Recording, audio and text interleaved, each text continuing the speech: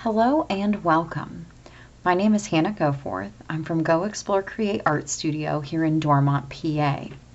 In celebration of Black History Month, I am going to be walking students through a really fun STEAM project today. Before we get to our project, I want to introduce you to this author, Boshti Harrison. She was born in Virginia and currently lives in Brooklyn, New York.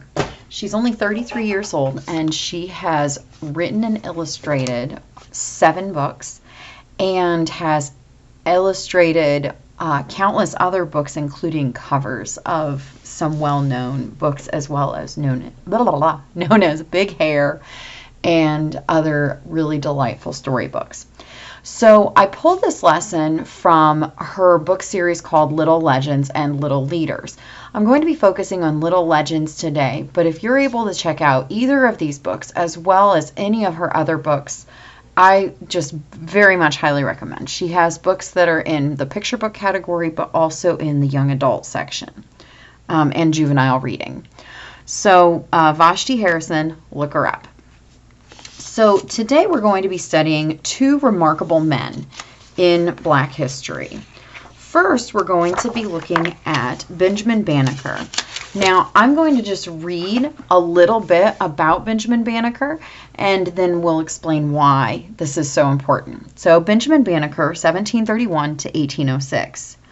Although Benjamin attended school for only a few years before working on his father's farm, he loved to read and study. He became so good at math that people came from all around Maryland to ask him questions, or to test him with questions. They were amazed at how quickly he answered them. He would ask math questions too, writing them as poems.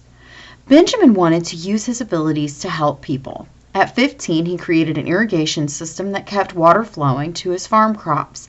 It was so effective that even during droughts, the Banneker farm flourished. In 1753, he became fascinated with a friend's watch. Watches were very rare at the time, and his friend let him borrow it. Benjamin studied the watch and eventually built his own full-sized clock, the first built in America. News of Benjamin's clock spread throughout Maryland, and he was approached by George Ellicott, a landowner and amateur astronomer. The two became friends, and George lent Benjamin some of his astronomy equipment and books. Benjamin became obsessed with the stars, lying down outside all night to observe the skies, and then going to sleep after dawn. When people saw him in bed during the day, they thought he was lazy. As his knowledge grew, Benjamin even spotted errors in George's books. Around 1791, Benjamin wrote an ephemeris, a chart of the movement of stars and planets. George's cousin Andrew read it and asked Benjamin to be his assistant for a very special project, surveying and designing the land that would become Washington, D.C., the young nation's new capital. Benjamin agreed, and they set to work. When his project with Andrew was over, Benjamin returned home and worked on an almanac, a book about upcoming natural events. He used his writing to speak out about the injustice of slavery and defended the humanity and intelligence of Black people. Benjamin was an exceptional scientist and inventor who, through quiet observation and diligent work, helped shape American history. So that's Benjamin Banneker. So that's the first person that we're going to be studying today. I'm going to keep my bookmarks close by. The second person we're going to be studying is Charles Henry Turner, 1867 to 1923. As a boy, Charles loved bugs. He would spend his days either outside, observing insects and animals, or indoors, reading from his parents' massive library. His mother had been enslaved and instilled in her son the belief that education would lead to a better life. Charles graduated from high school as his class valedictorian and studied biology in college. At the University of Cincinnati, he published studies on birds, brains, and invertebrates, becoming the first African American to publish in Science and the Journal of Animal Behavior. Later, he was the first Black person to get a PhD in zoology at the University of Chicago. Throughout his career, Charles struggled, likely because of his race, to find steady work at a college or university where he could conduct research. He committed himself to fighting for civil rights and advocating for black students to have a good education. He even dreamed of starting his own school for black children. While he never did, he eventually settled in St. Louis and taught at the historic black Sumner High School. Even though Charles did not have access to the expensive tools or the state-of-the-art laboratories that other scientists had, he still developed research models to make many amazing discoveries about insects. He conducted experiments and determined that bees can see by color, or can see in color. By building mazes, he observed that cockroaches and caterpillars learn by trial and error. He found that ants use light to mark light and landmarks to navigate. And he showed that insects have memories and that they alter their behavior based on what they remember. Charles was also the first to notice that ants walk around their nests before entering. This action was later named Turner's Circle in his honor. By the end of his life, he had published more than 70 research papers and changed the way many people viewed insects. Charles valued hard work and knowledge. A pioneer of comparative research, he led by example and forever broadened our understanding of different behaviors in nature. So, what do these remarkable men have anything to do with STEAM?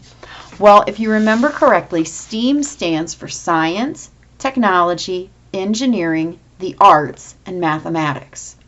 So today what we're going to do is we are literally going to pull out everything we can. So I have just a huge plethora of materials here with me today. And at your own home, this would be a good time for you to pause the video and just start going around your house grabbing recyclables. You can also grab office supplies. You can also grab incredibly random things. Like I've got like this giant, I can't even get it on camera, this giant egg crate. You can also utilize things that you wouldn't normally think of, like foil. I've got more office supplies, some index cards here. Plus I have a whole array of art supplies. And what you're going to be doing today is you're going to be solving a two-pronged problem, okay? What is a problem and what insect can I invent to fix it? So this has got a real sci-fi theme to it as well. So let's say that our problem is pollution. Okay? And how could I create a bug to fix it? Well, what if I could create a plastic eating insect? Now this is just one idea. You can come up with a bajillion different ideas of A, what's the problem, and B, how can I think of a bug that can fix it. That's how we're putting together these two remarkable men into one STEAM project. So if you want an added feature or an added challenge to your problem today, roll a dice. Write down the different kinds of animal parts that are on an insect, so like legs, eyes, thorax, all the different body parts that you can think of for an insect, and then roll the dice and see how many your insect would have. So you might end up with an insect that has 2 legs and 5 wings, and then that would be what you would go with. So I am not going to be doing that because I want to make my video as simple as possible. But I want to have some fun with this. I also have paint nearby, and we can really go to town on this. So let me pull out some scissors. So this is really where your project can take on a complete life of its own, separate than what you're seeing here on the video. Now, the Dormont Public Library graciously is hosting me, or allowing me to host this celebration of Black History Month, and able to honor these incredibly wonderful men that contributed so much to American society and the sciences. And so we would love to see what you've created, okay? So you can either take a photo of it and you can tag it with Go Explore Create and the Dormont Public Library on social media. You can also take a picture of it if you would like to be part of my Saturday Studio Roundup at Go Explore Create. And if you were going to be part of the Saturday Studio Roundup, you can email a picture of that to me, and that can be emailed to hannah@goexplorecreate.com. And you know what I'll do? I'm going to use the rest of my paper to write that down, so that way it's on camera and you guys can see it. So I already created, like, I think that this is going to actually become the jaw of my insect. See how big I'm making this? It doesn't matter because this is all just fun and science fiction-y and also just really a blast. Okay, so let me write down my email address. Can you tell that my brain's in about 8 different places right now? All right, so if you want to email a picture of your project, you can do that at hannah@goexplorecreate.com. And then you can be featured in the Saturday Studio Roundup. goexplorecreate.com. All right, so I'll just leave that up there during the rest of the video. So I saw this netting and I thought, oh my gosh, this would be so cool to make bugs' wings out of. And when we're looking at a STEAM project, we always have like some level of engineering, okay?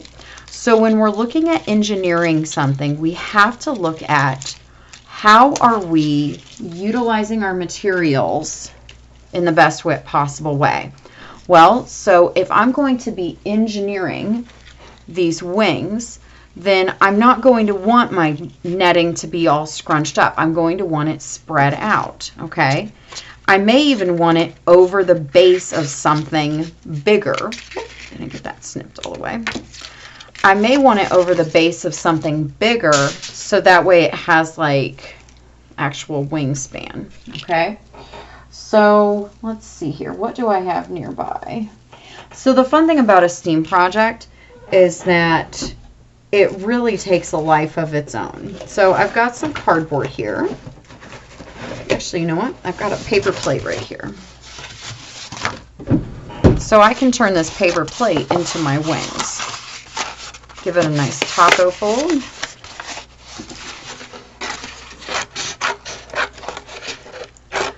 So as you're working on these things, have fun. That is the #1 goal for trying to figure out and do this kind of activity, okay?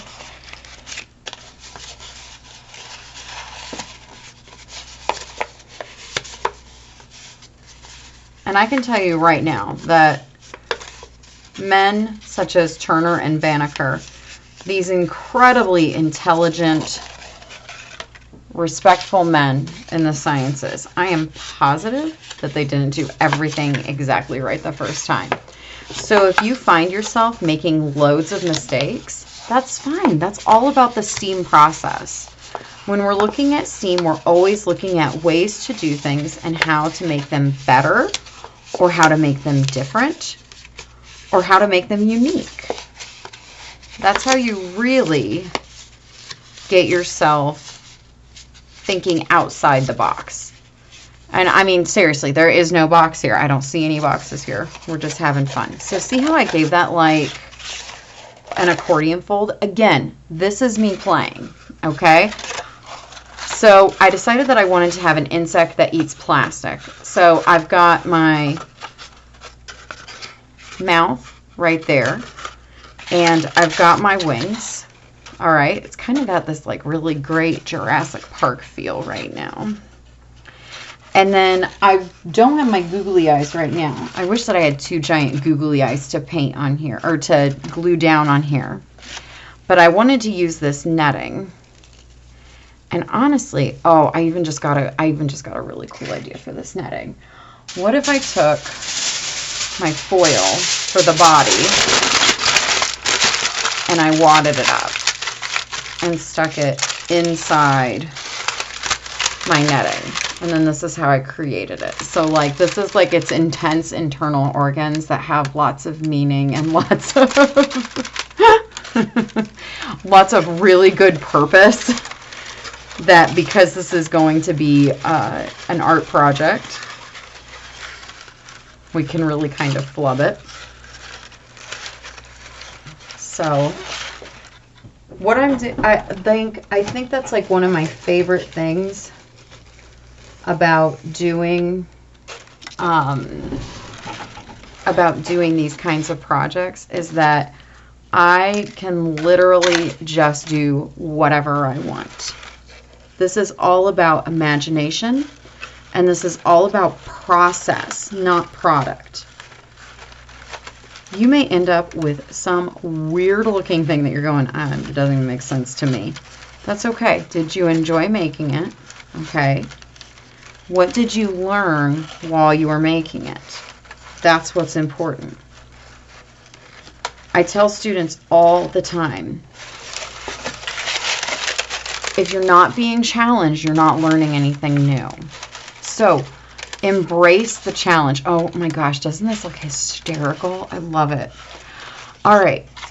I don't want to make my video to be about an hour long of you guys watching me do this. So the next time you will see my creation, it will be completely put together. It will be the picture that's actually on the video. So you've actually seen this finished before you saw me put it together, which is actually kind of a fun concept. And I cannot wait to see you guys again. And yeah, if you have any questions, you are more than welcome to email me at hannah@goexplorecreate.com.